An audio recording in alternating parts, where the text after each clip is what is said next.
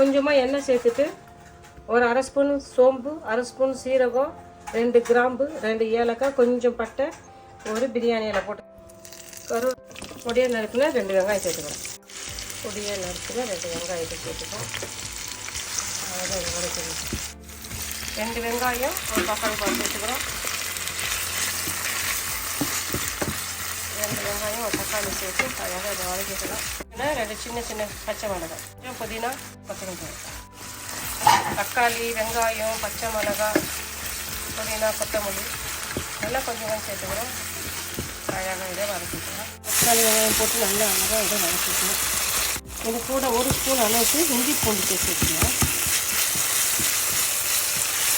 1 spoon இஞ்சி பூண்டு, 1/4 spoon மஞ்சள் தூள், 1/4 ஸ்பூனு மிளகாய் தூள், 1 ஸ்பூன் கரம் மசாலா தூள், 1 ஸ்பூன் ஜீரகத்தூள், 1 ஸ்பூன் மல்லித்தூள். ஜீரகத்தூள், கரம் மசாலா தூள், மிளகாய் தூள், மஞ்சள் தூள், மல்லித்தூள் சேர்த்துக்கலாம்.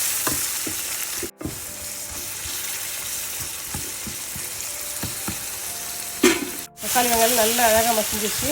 மட்டன் வேக வச்சு தண்ணி இருந்துச்சுன்னா இதில் கொஞ்சம் ஊற்றிக்கலாம். என்கிட்ட மட்டன் வேக வச்சு தண்ணி இல்லை, சுத்தமாக மட்டன் வேக வச்சு வச்சுருக்கேன். அதனால் தண்ணி வைக்கிறேன். நம்ம போட்ட தூள் பச்சை வாசனை போடுறதுக்கு கொஞ்சம் தண்ணி வைக்கிறேன்.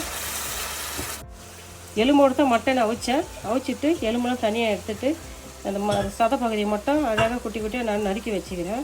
இதில் நான் 1 ஸ்பூன் உப்பு, 1/4 ஸ்பூன் மஞ்சள் தூள், மிளகாய் தூள் போட்டு 2 டேபிள் ஸ்பூன் எண்ணெய் போட்டு அவிச்சு வச்சுருந்தேன். நான் நறுக்கி வச்சுக்கிறேன். கூட சேர்த்துக்கலாம். சேர்த்துட்டு ஒரு கலக்கிக்கலாம். ஏன்னா அந்த தூள் அந்த எல்லாம் அந்த மட்டனில் இன்னும் கொஞ்சம் இறங்கும். அதனால் இது ஒரு கலந்துட்டு இது கொஞ்சம் அப்படியே மூடி போட்டு ஒரு 2 நிமிஷம் வேக வைப்போம். அப்படியே இது வேகட்டும். 3 முட்டை, 3, 4, 5 உங்களுக்கு தேவைக்கப்போ முட்டை எடுத்துங்க. திட்டமாக கொஞ்சம் காரத்துக்கு ஏற்ற மாதிரி நான் 1 ஸ்பூனு மிளகு தூள் போட்டு நல்லா அடிச்சிக்கலாம்.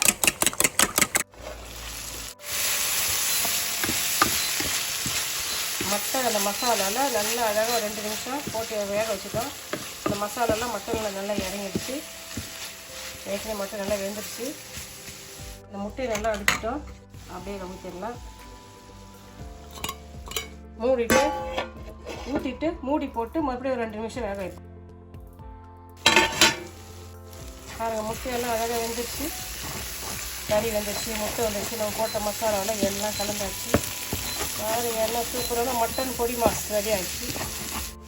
மட்டனை வாங்கி அதில் போய் எலும்பெல்லாம் அப்படியே அவிச்சிட்டு செடி சாதா பகுதியெல்லாம் அப்படியே எடுத்துட்டு அது எலும்போடு கொஞ்சம் சரியெல்லாம் வச்சுருக்கோம். அதெல்லாம் வச்சு அப்படியே குழம்பு வச்சுருக்கோம். எலும்பு குழம்பு, ரசம், எலும்பு ரசம், மட்டன் ரசம் வச்சுட்டு மிளகுத்தூள் கழிக்கிறோம்.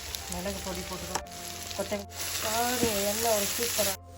இந்தாங்க சாப்பிட்டு பாருங்கள். நம்ம எளிமையான முறையில் வீட்டில் இருக்கிற பொருளை வச்சு மட்டன் பொடிமா செஞ்சுட்டோம்.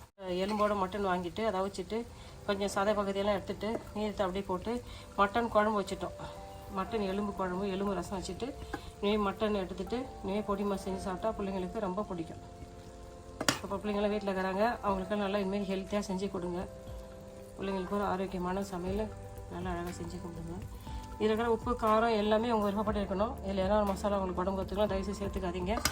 இந்தாங்கப்பா, சாப்பிட்டு பார்த்து சொல்லுங்கள். இந்த வீடியோ பிடிச்சி லைக் பண்ணுங்கள். ஃப்ரெண்ட்ஸுக்கும் ஃபேமிலிக்கும் தெரிஞ்சவங்க சொல்லி எனக்கு சப்ஸ்கிரைப் பண்ண சொல்லுங்கள். சாப்பிட்டு பார்த்து சொல்லுங்கப்பா. தேங்க்யூ.